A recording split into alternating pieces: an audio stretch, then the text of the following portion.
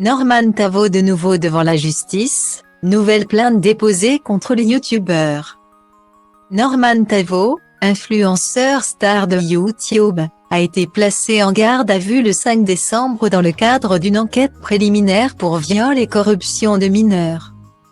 Menée par la Brigade de protection des mineurs, BPM, ouverte en janvier dernier. Les faits présumés datent de 2017 et 6 jeunes femmes ont déposé plainte contre les youtubeurs. 5 d'entre elles l'ont accusé de viol et 2 étaient mineurs au moment des faits présumés. Tandis que la 6e a accusé Norman Tavo de manipulation afin d'obtenir des photos et vidéos à caractère sexuel.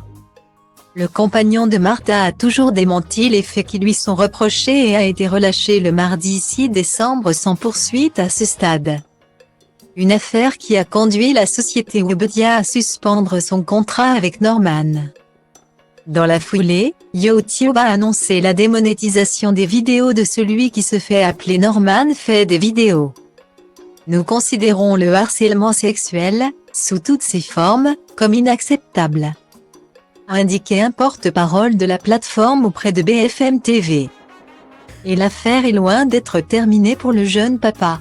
Ce jeudi 15 décembre, il fait de nouveau face aux enquêteurs de la Brigade de protection des familles. Comme vient de l'annoncer Libération. À la suite de nos révélations, une nouvelle jeune femme s'est par ailleurs résolue à porter plainte pour viol et corruption de mineurs.